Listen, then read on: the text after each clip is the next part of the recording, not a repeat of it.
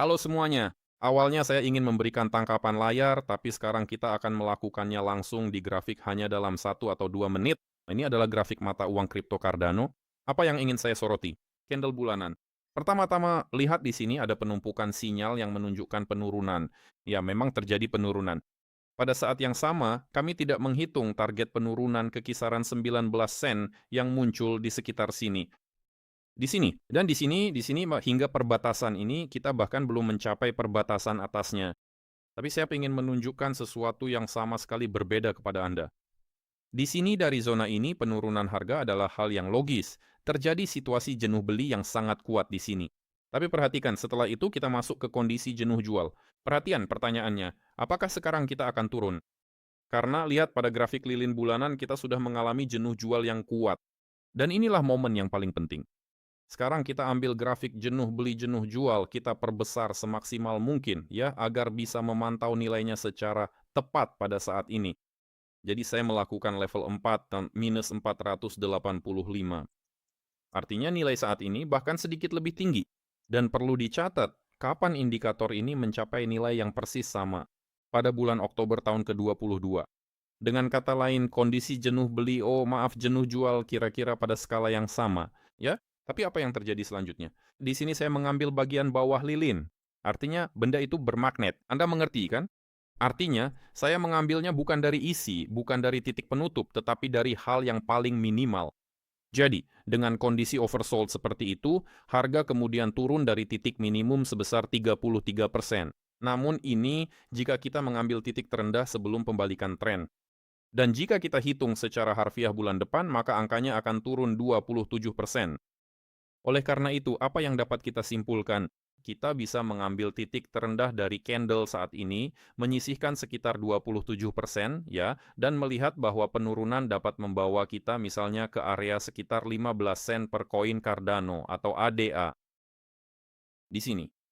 Oleh karena itu, saya ingin menunjukkan bahwa di sini berdasarkan candlestick bulanan, meskipun situasinya sangat jenuh jual, sama sekali tidak dilarang untuk turun tidak hanya ke 19 sen yang merupakan target penurunan yang belum dimanfaatkan, tetapi juga jauh lebih rendah ke wilayah seperti yang telah kita katakan 15 sen. Artinya grafik bulanan sama sekali tidak berarti bahwa di sini kita akan mengalami semacam pembalikan tren, ya. Artinya sebaliknya, kemungkinan besar akan terjadi penurunan di sini dan grafik candlestick bulanan hanya mengindikasikan hal tersebut. Karena di sini kami sudah memperbarui minimum Februari untuk Cardano, ya, kami memperbaruinya di bulan Juni. Harap diperhatikan. Nah, jika Anda tidak melihatnya, di mana posisi Februari kita? Apakah ini Februari? Ya, ini adalah Februari. Perhatikan, pada bulan Juni kita sudah memperbarui level terendah Februari. Namun, itu tidak berarti kita tidak bisa turun lebih rendah. Bitcoin belum memperbarui level terendah Februari. Level tersebut untuk Bitcoin adalah $60.000.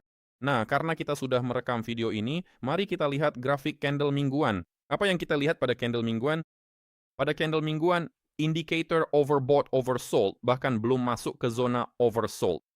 Ya, kita memang punya target kenaikan di kisaran 36 hingga 39 sen, tapi kita belum masuk ke zona oversold, dan candle bulanan justru memungkinkan bahkan mengindikasikan penurunan lebih lanjut. Apa yang kita lihat pada candle mingguan? Mari kita gambar beberapa level. Sekarang level-level dari candle bulanan akan muncul. Lihat di sini kita punya titik penutupan candle mingguan yang paling rendah. Pada minggu sebelumnya kita menembus level ini dan menutup di bawahnya 23.61. Lalu setelah itu semuanya mulai panas atau seperti kata almarhum temanku Sasha, air mulai masuk ke rumah. Itu saja. Jadi untuk saat ini belum ada tanda-tanda untuk long di sini. Di sini sebaliknya, dikatakan bahwa kita telah menembus support kunci di sini pada candle mingguan dan terus turun lebih jauh. Lalu, turun kemana? Nah, di sini kita bisa menggambar beberapa level. Sekarang kita akan ambil levelnya dari candle bulanan, misalnya ke sini atau ke sana. Nah, ke sini kita sudah sampai 26.63. Tapi saya sudah tunjukkan bahwa kita bisa turun lebih rendah lagi. Dan ini adalah titik pembukaan dari rangkaian candle mingguan hijau yang besar ini. Ini di kisaran 15 sen, yang sebenarnya juga sesuai dengan perhitungan dari candle bulanan. Ya, kira-kira seperti itu. Jadi, dan perhatikan ya, disinilah kenaikan itu dimulai. Sekarang mari kita hilangkan semua ini pada indikator overbought, oversold. Dan ini adalah analisis yang paling jujur. Sekarang saya akan hapus semua penandaan. Baik, semua penandaan sudah dihapus. Lihat, analisis yang paling jujur adalah ketika Anda mengatakan hal berikut, penurunan dimulai di titik ini secara global, ya. Di titik mana kenaikan itu dimulai? Kenaikan itu dimulai di titik ini. Sekarang Anda tidak melihat indikator overbought, oversold. Saya juga tidak melihatnya. Saya sama sekali tidak tahu apa yang ada di sana. Pembalikan tren dimulai, ya ini bisa berbeda-beda, tapi tetap saja dimulai di titik ini kan. Karena gelombang pertama pembalikan terjadi di sini. Kita turun cukup dalam, lalu kembali hampir ke kondisi semula, kemudian gelombang kedua penurunan terjadi. Lalu dari mana kenaikan dimulai di sini? Nah, titik perantara ada di sini, tapi titik utama awal kenaikan ada di sini. Sekarang kita nyalakan. Dan ini jujur saja saya tidak tahu, mungkin saya akan mempermalukan diri sendiri, seperti yang orang bilang.